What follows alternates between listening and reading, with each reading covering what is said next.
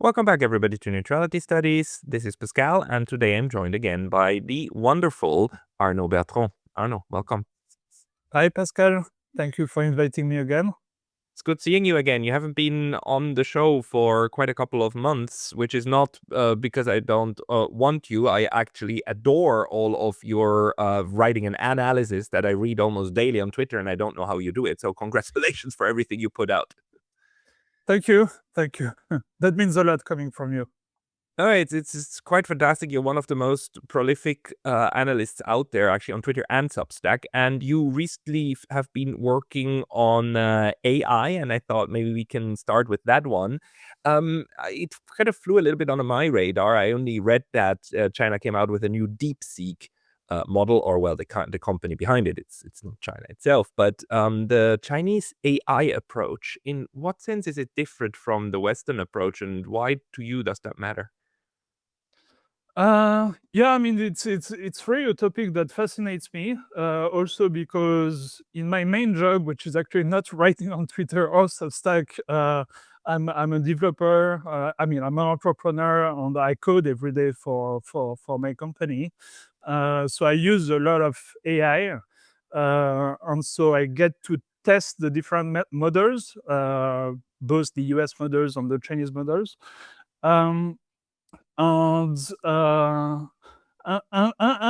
and it's fascinating to see the contrast in both approaches. And I think the Chinese approach, the more things advance, the more it actually shows a very smart strategy.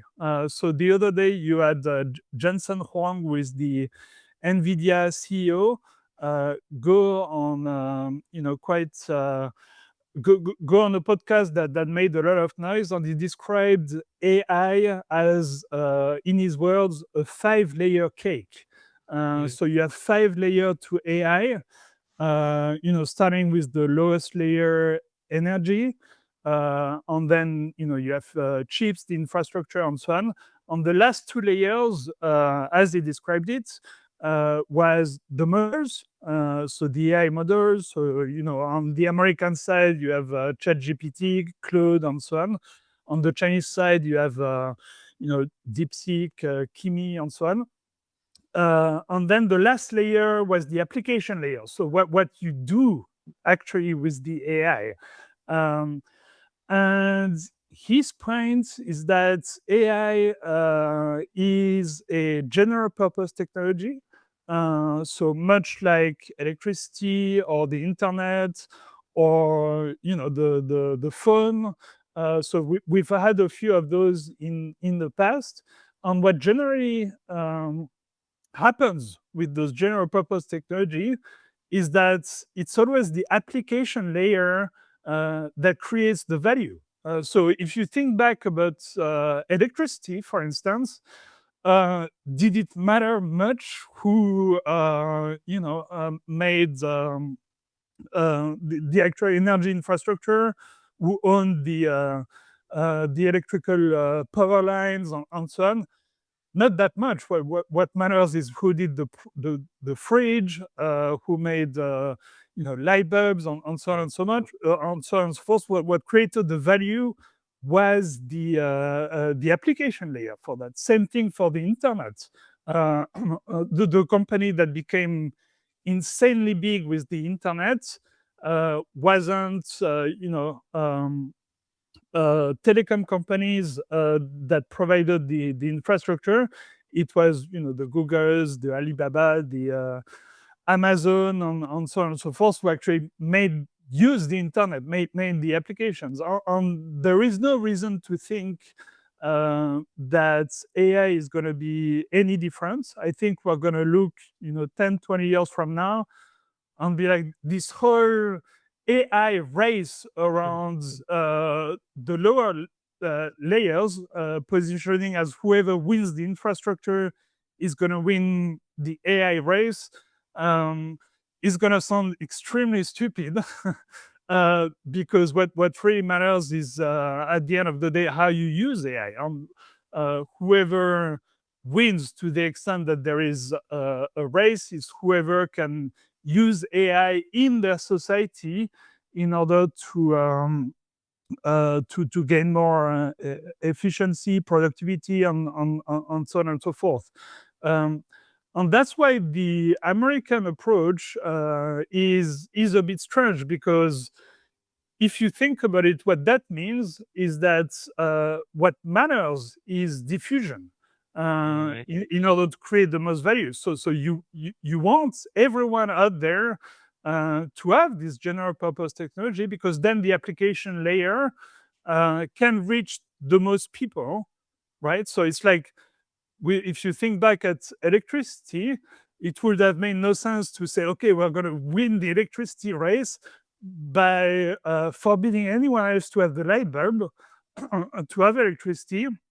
So we're the only ones who can light, Mm. have lights, basically, because then all those big companies that did create value on electricity, like GE and so on, would have a much smaller market, right? If only the Americans could have electricity. They made money by making sure that everyone had access to this infrastructure, and then they could sell the application layer to everyone. But that's the approach that the Americans are taking for AI, saying like, our models are really what matters, and so we don't want the Chinese to have them. We don't want enemy, non-aligned nations to have them. So it's a bit of a strange take, whereas the Chinese approach is, on the contrary, to offer the models free and open source to everyone, so ensure maximum diffusion, because they're taking much more the general purpose technology approach, by saying, okay, it's a general purpose technology, diffusion is what matters. Here is the models, everyone, you can have it for free. Let's focus on the application layer.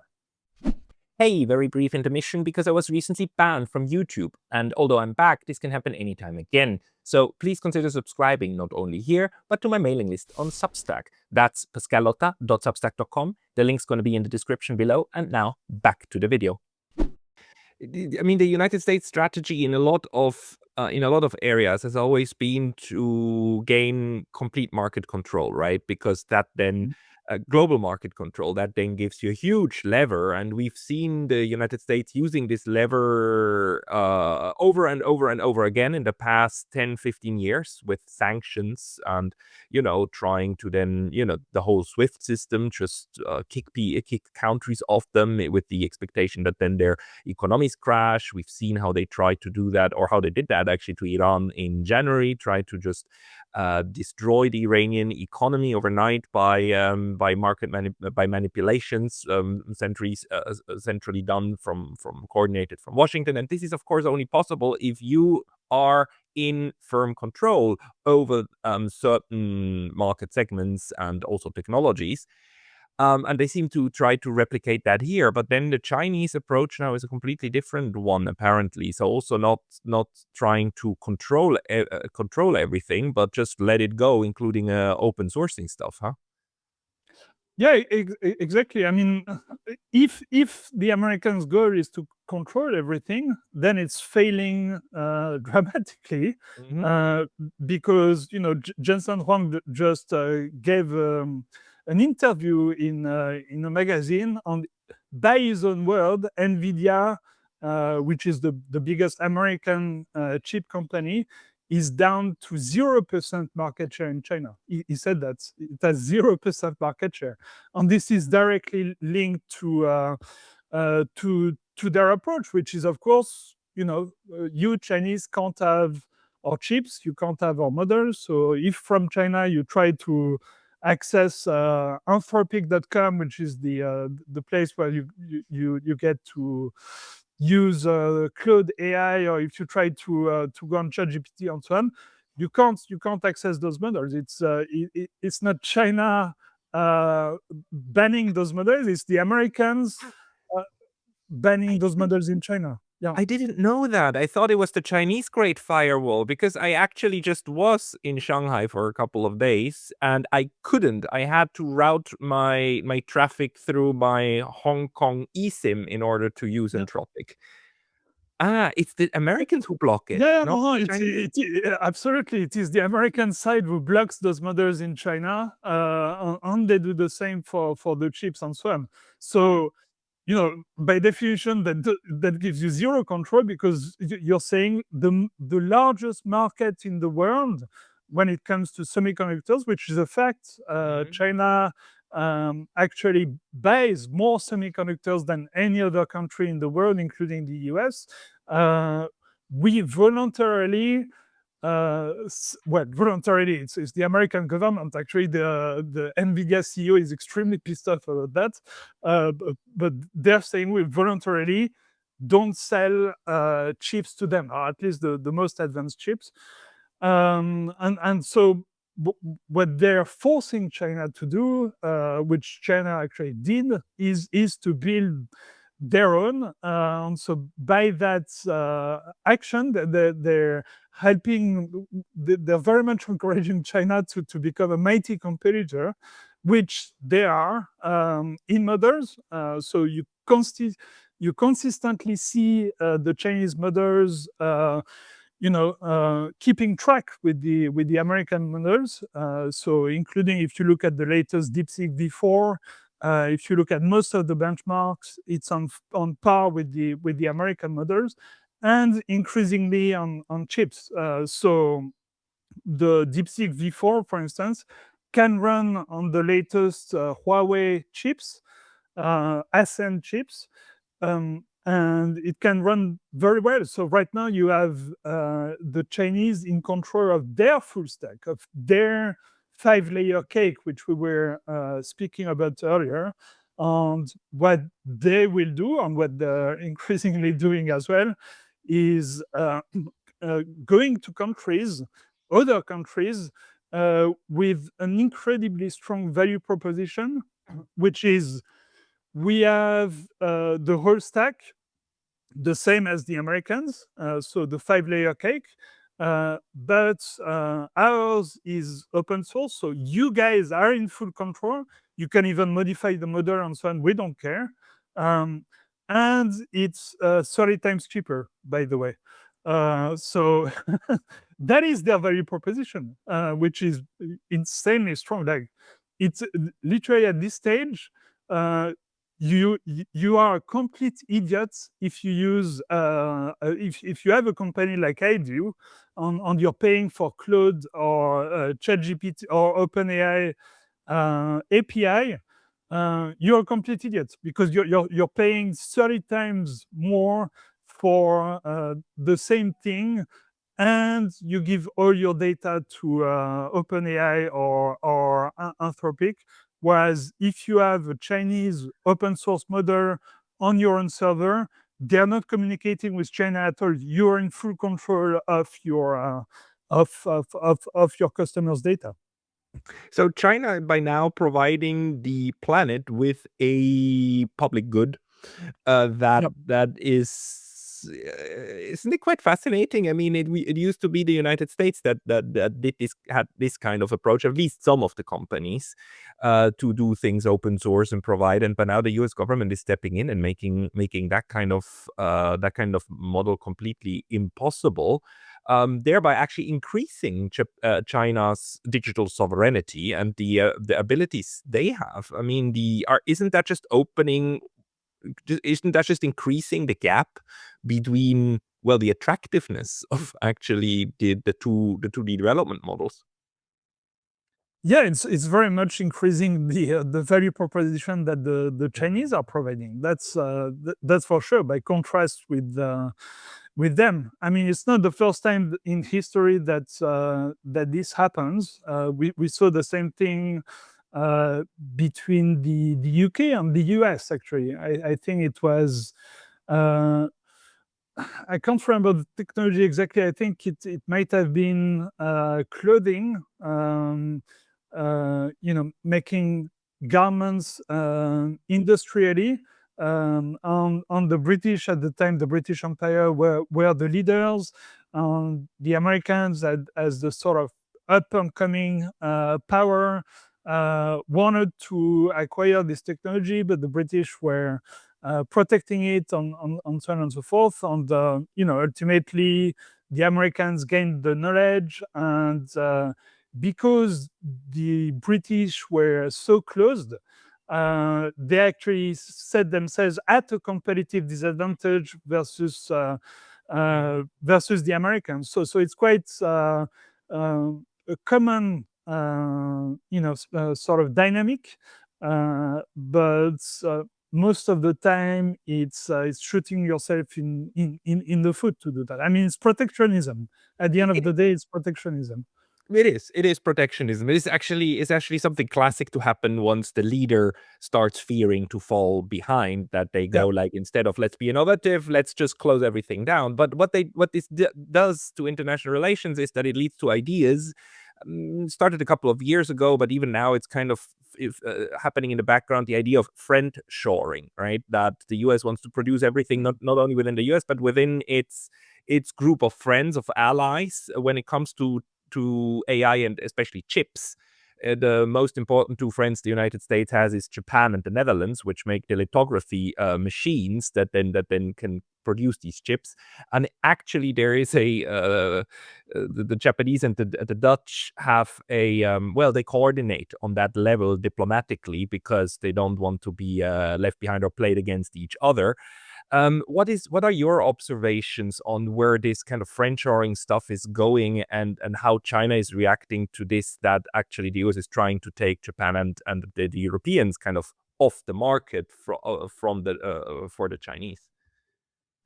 Yeah, I mean, it's definitely what they're trying to do, at least what they were trying to do under the previous administration, which was very much about that. You could argue that the Trump administration is changing this dynamic quite a bit, because well, it's not very friendly Because they to. tariff everybody. Yeah, exactly, exactly. So if you listen to much of the rhetoric on AI from the Trump administration and companies that are very much aligned with them, like Palantir, they're very openly saying that AI is a tool of domination for the US. With regards to the entire world, allies included. So, well, allies, in quotation marks. Um, and this is, as a European, this is very worrying rhetoric. So, I look, as a Frenchman, for instance, I know that my own intelligence services, the DGSI, DGSI, uses Palantir and American AI, for instance, Mhm. as at the core of their system. So it is Palantir telling the French intelligence services who is considered a threat Mhm. to the French, to France as a country. Um, and when Palantir themselves and the Americans are saying that, we use AI as a tool of domination, you can very much, you know, tell yourself that then Palantir is incredibly biased in favor of American interests. So it's not Obviously. going to, yeah, obviously. So it's not going to surface threats that are objectively threats to French interests, but that American interests say shouldn't be surfaced as threats. So, just a recent example, for instance, one of the biggest intelligence failures in France was the whole story around AUKUS. So we had this deal with the Australians to build Mhm. them a submarine, which would have, I can't remember the exact amount, but it was tens of billions of dollars to France, which the Australians would have paid for us to build them submarines. And then the contract was stolen by the Americans on the Brits, which is obviously bad for French interest.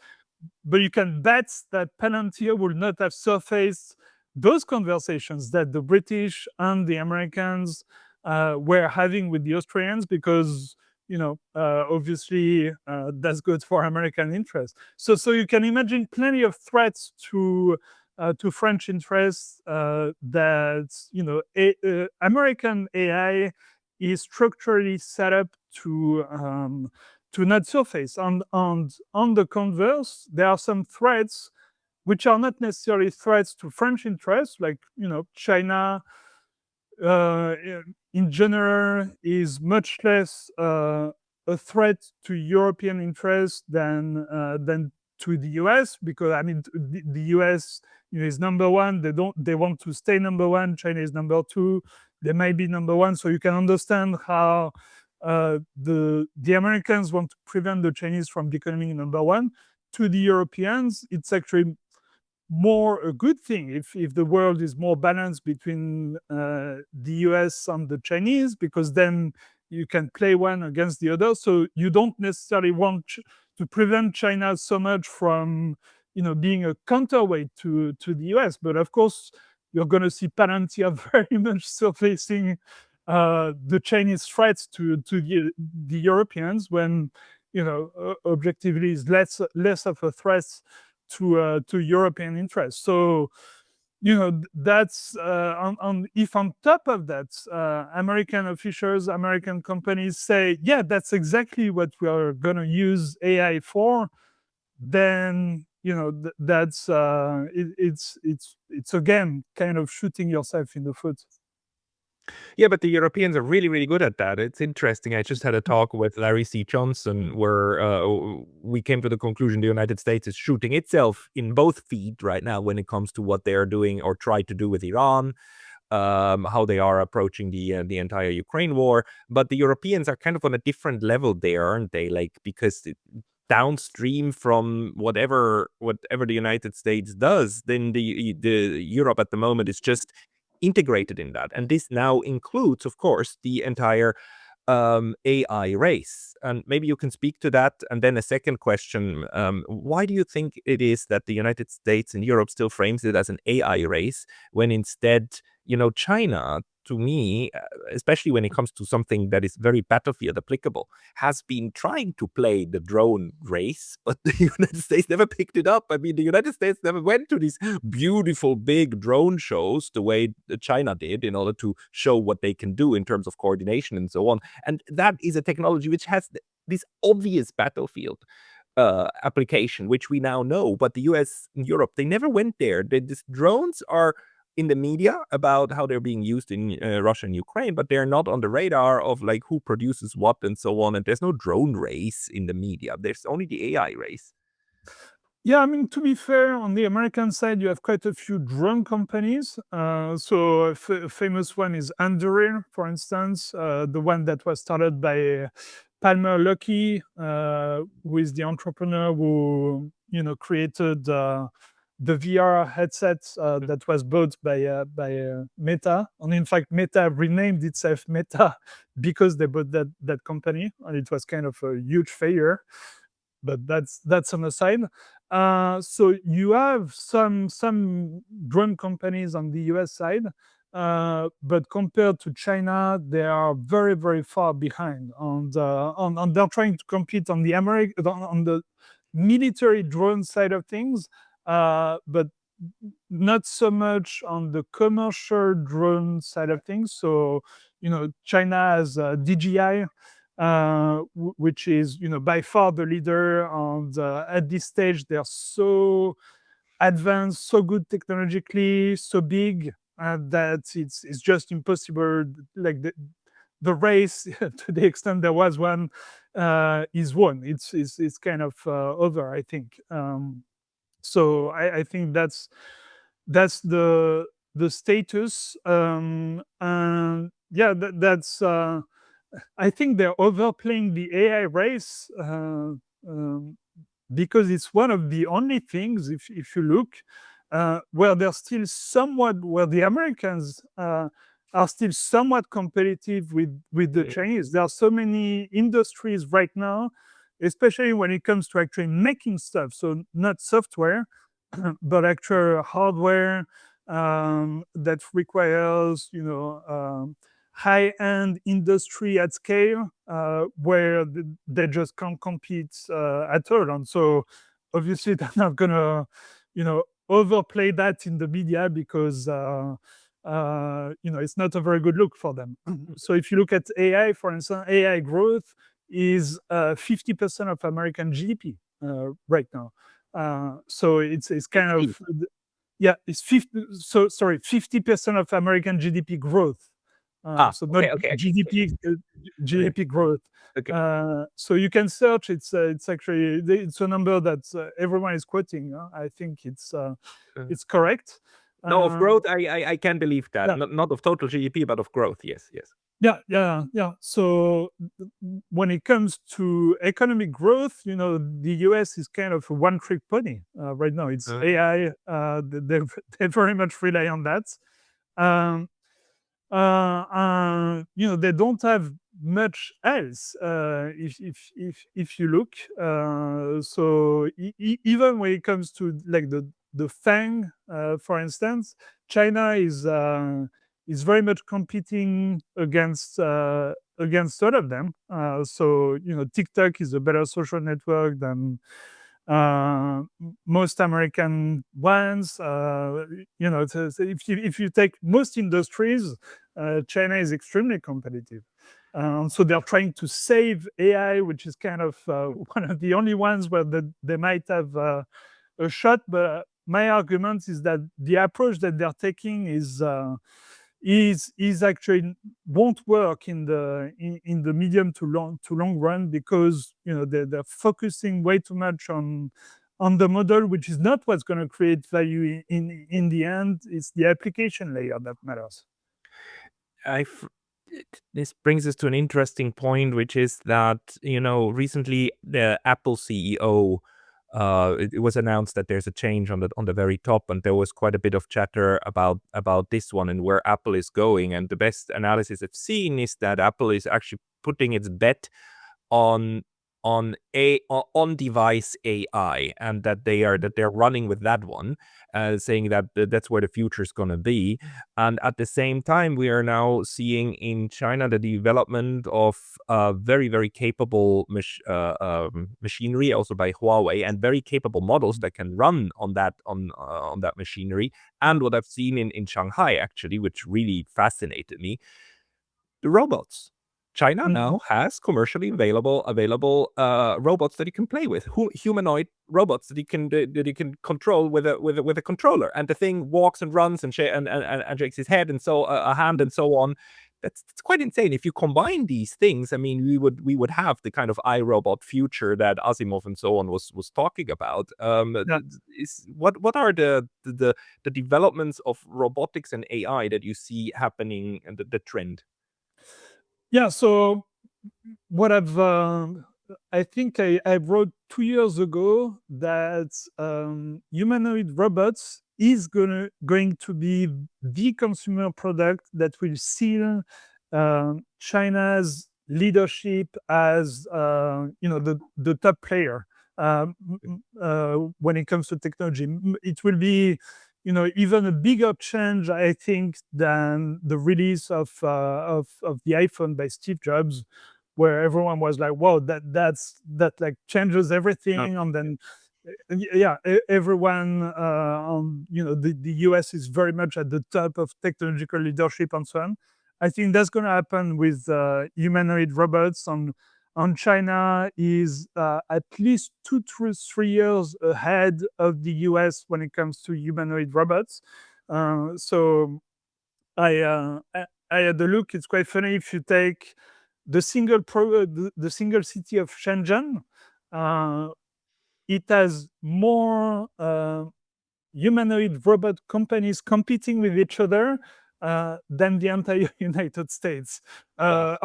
And as a matter of fact, than the entire West, because if you combine with Europe. Europe, I think, unless I missed any, has zero humanoid robots companies. So the US has a couple. I think the most advanced one is the one from Elon Musk, but it's not even released yet. So you can't buy. I forgot the name. I have it on the tip of my tongue. Anyway, you can't buy Elon Musk's humanoid robots. I think he said that it might be commercially available next year. Whereas if you look at the Unitree robots, humanoid robots, it's been commercially available for I think 2 years already. And you can buy it today on Amazon. I think the price is $13,000. So just by that very fact, it's years ahead of the Americans. And you have dozens of humanoid robot companies in China. They're organizing so many events. There was the Beijing Marathon, I think, 2 weeks ago, where you had humanoid robots doing it was a half marathon against each other. For the first time in ever, you had the humanoid robots running a semi-marathon faster than humans. Um, which is quite an impressive achievement technologically. So yeah, they're very much advanced. I mean, they're not yet at the stage where you can speak with them like you speak with a human being. They can't do most tasks, so they can't make beds or cook or whatever. But that is directionally where we're going. And when I'm saying that a humanoid robots won the semi-marathon this year, last year they were twice as slow. So that is the pace at which they're improving. So last year, I think they took, I can't remember the timing, but they were like way slower than humans. So they're improving very fast, and I think we're looking within less than a decade. We might be somewhere like that. Yeah. Where do you think that puts, the everybody else? Let's say, I mean, especially Southeast Asia, and you're in Southeast Asia, is in this very interesting spot where they can basically access both markets. They can play with both sides. Malaysia is now rising as a hub where things are being made. And that companies pivot to.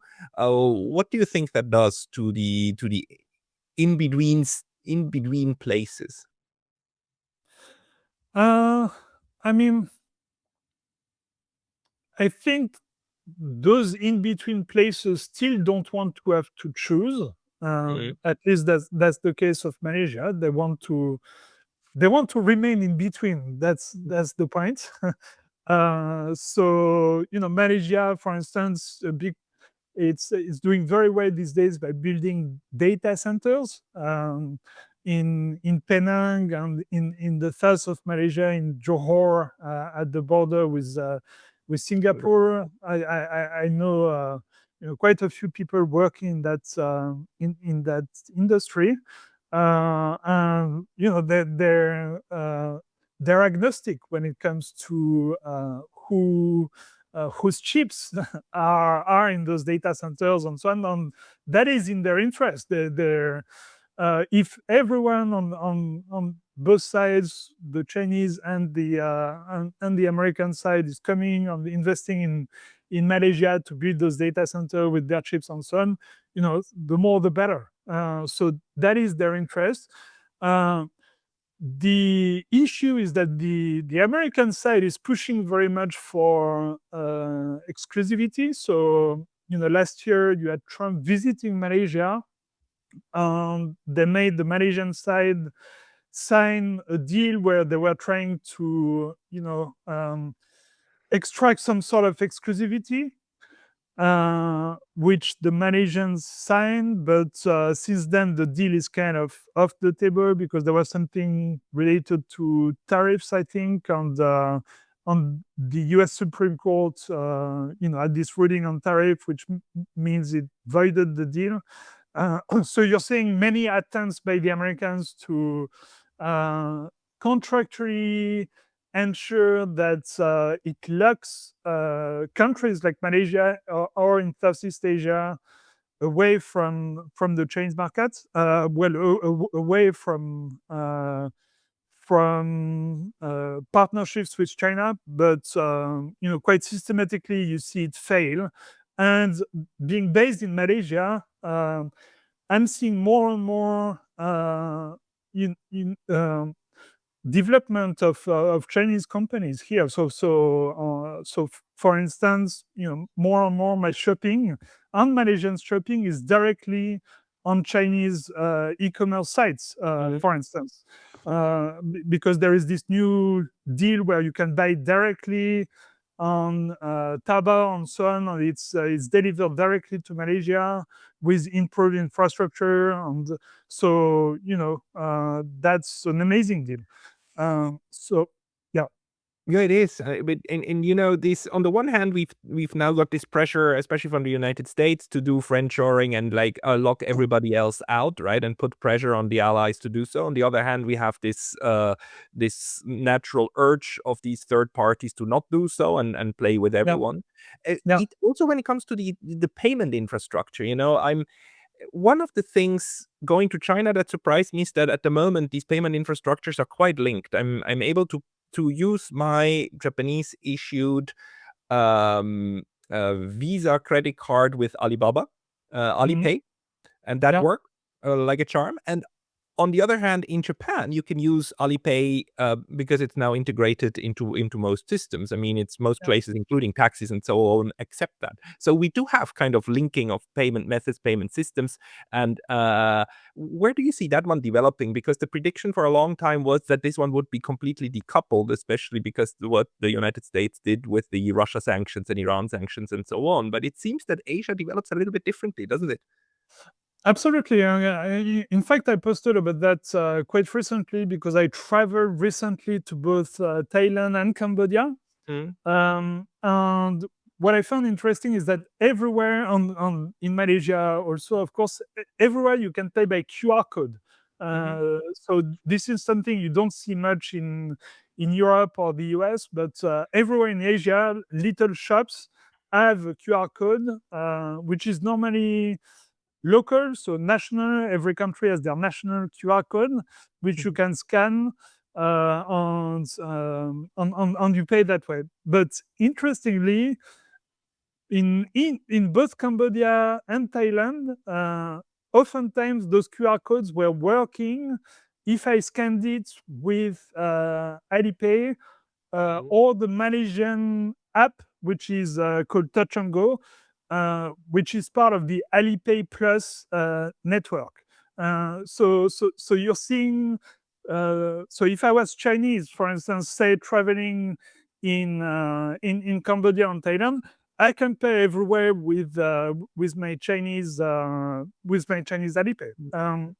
So you're seeing and by the way, it's free, so there is no charge.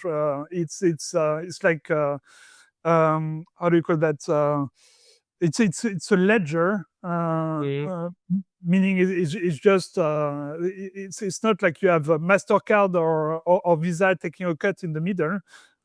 It's a blockchain. That's the word I was looking for. So it's more beneficial to everyone, basically.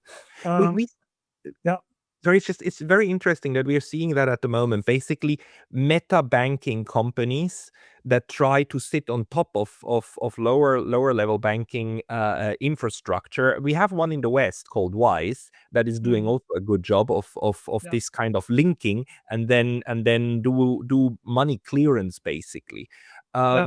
But we see even more of that in Asia, don't we? And a lot of it actually coming out of China. Yeah, absolutely, absolutely. I mean, Wise is tiny compared Uh, to. You don't see Wise QR codes everywhere, like Alipay or WeChat in China.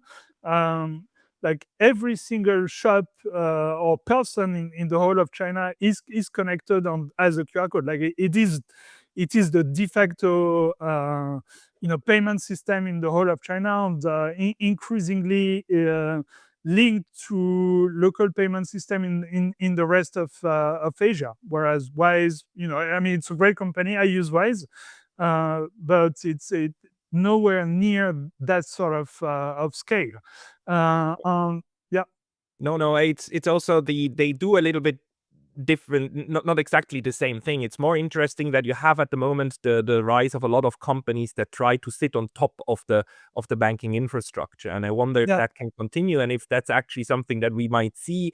If that will solve the problem of how to access Russia, for instance, right? If Russia would be integrated in that and Alipay would work in Russia, so that the stupid SWIFT decoupling would lose its power, and that people like you and I can Yeah. like simply travel again everywhere and have access to methods. Yeah, I mean, that's a fascinating observation because those things.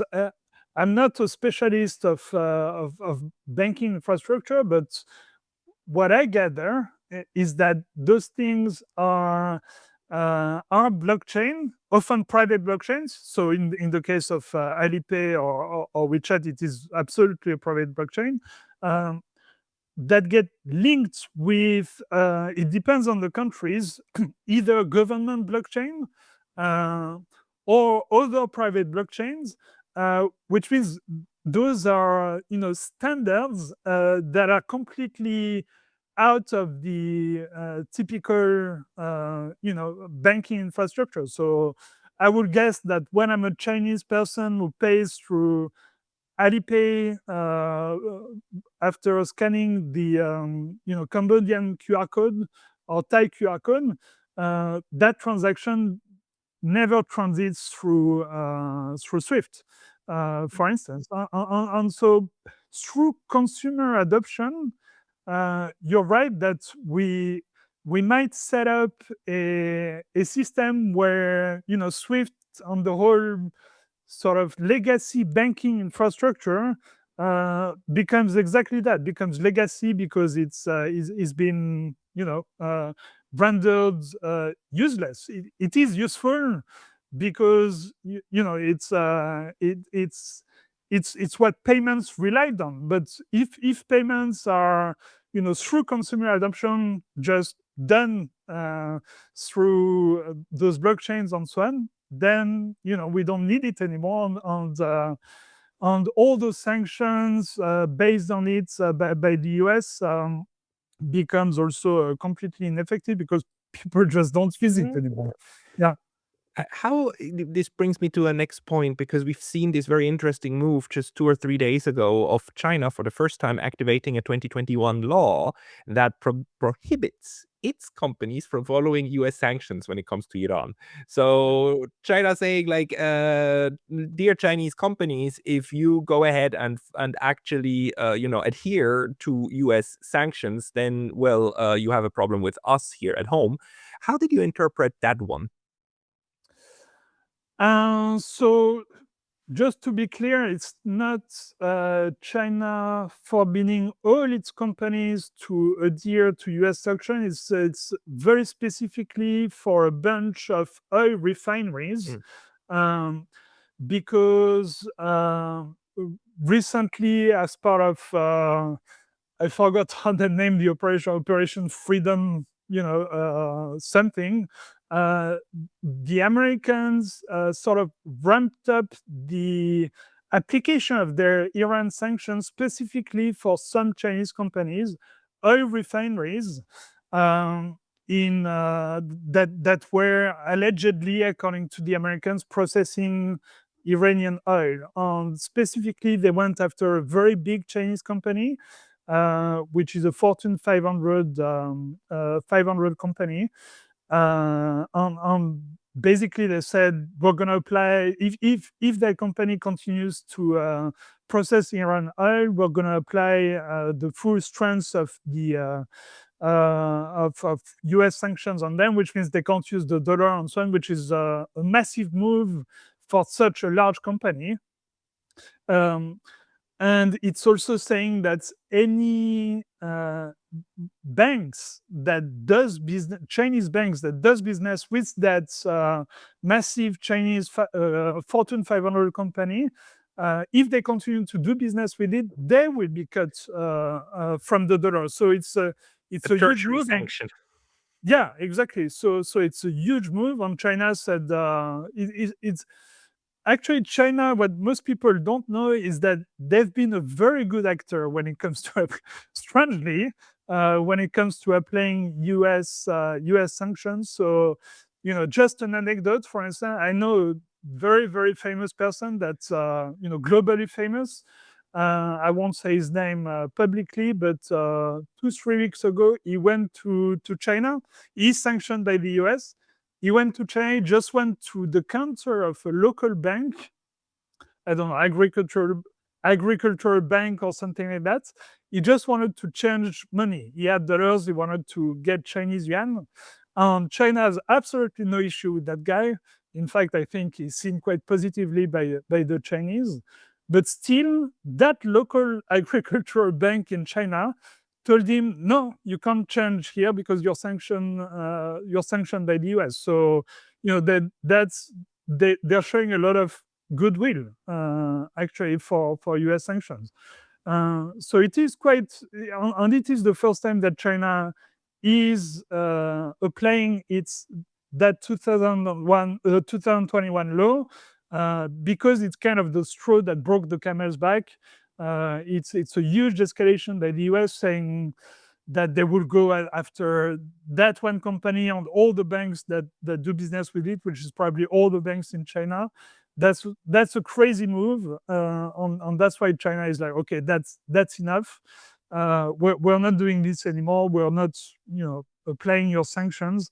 And my point was, it's actually a much bigger deal, much more detrimental to US interests to have China lose their goodwill when it comes to applying US sanctions than whatever small amount of oil those companies might have, Iranian oil that those companies might have processed.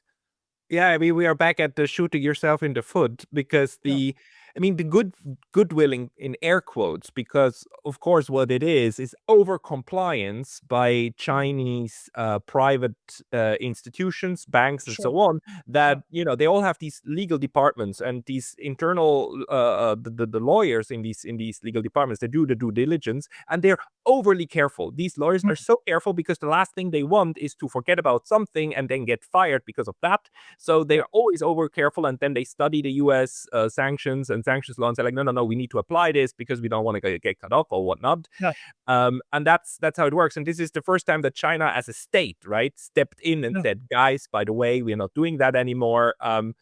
A, I forbid you from doing it. B, if something happens to you, I'm going to help. So actually, this is now going to reduce the overcompliance issue within China. Yeah, exactly.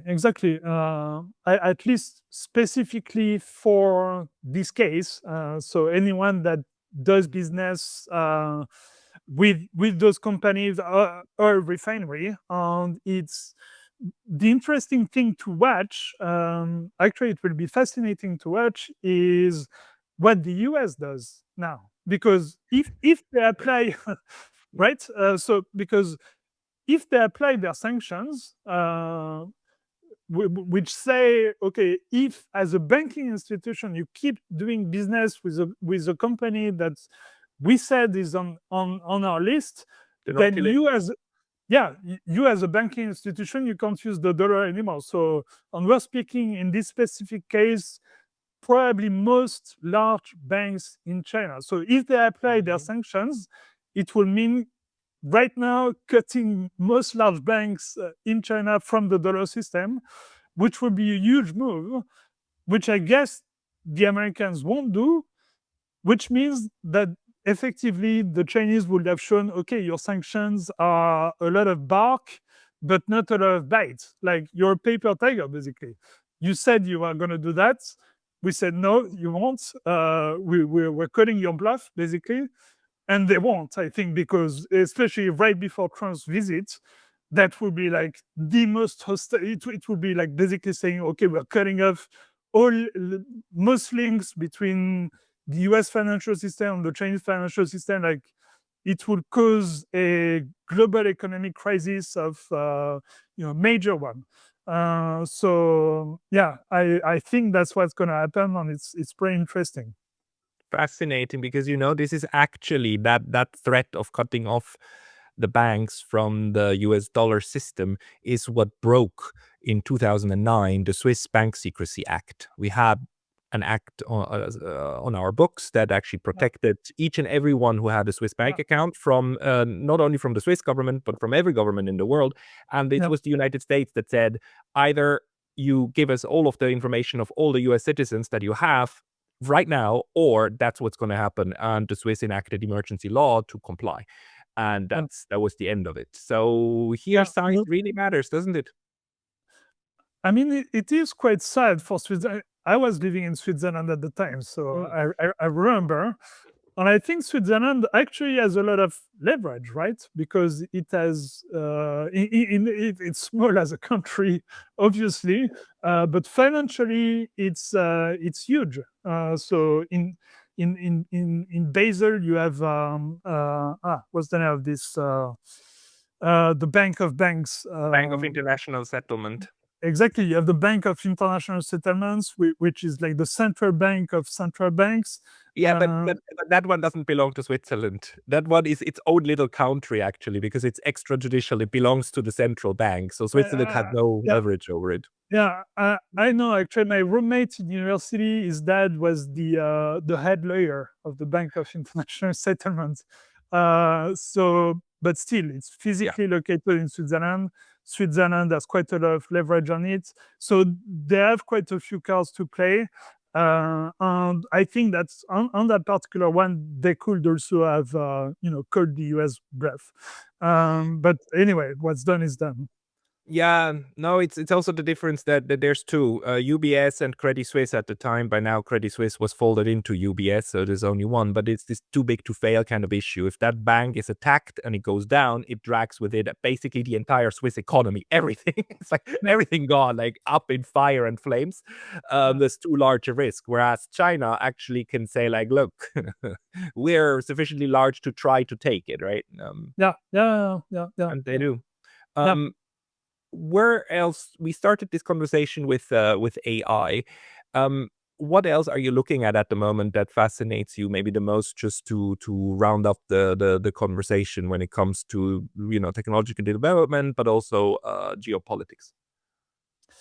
I mean, the the Iran war continues to be a very interesting case to watch, Hmm. because it's another great revealer Hmm. of many people say, those types of things accelerate multipolarity. I don't like the term accelerate. It's more you have events that you know temporarily open the curtain and reveal what is the current state of play. What we are factually seeing with Iran is that they're much more powerful than we thought, Hmm. than anyone assumed, or slash and the US much weaker, because they have yesterday you had, or the day before, you had Rubio saying that right now the objective of the war is to go back to the way things were, so go back to the status quo ante, which like he officially said that on stage, which is a complete is 100% an admission of strategic failure. When you're saying the war has started, now its objective is to unfuck what we've done. And isn't it the Yeah, same presentation where he actually asked the United Nations, "Can you please help to talk to the Iranians to open the strait again, because this is not fair?" I yeah, mean, and he didn't say it in a sense of "You must do this, we demand." It's more like, "Could you please help?" It's kind yeah. of it's a change in tone, isn't it?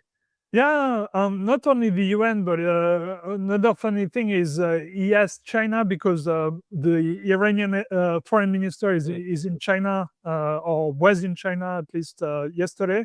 Um, he asked China, please tell the Iranians that they're globally isolated. When the I didn't even Iranians, hear about that. yeah, that was really hilarious when the Iranian foreign minister was in China, which by definition shows he's not globally isolated, and welcomed very warmly by the Chinese and so on. It just shows So that the United States still thinks of itself, plus Europe, plus Japan, as the world.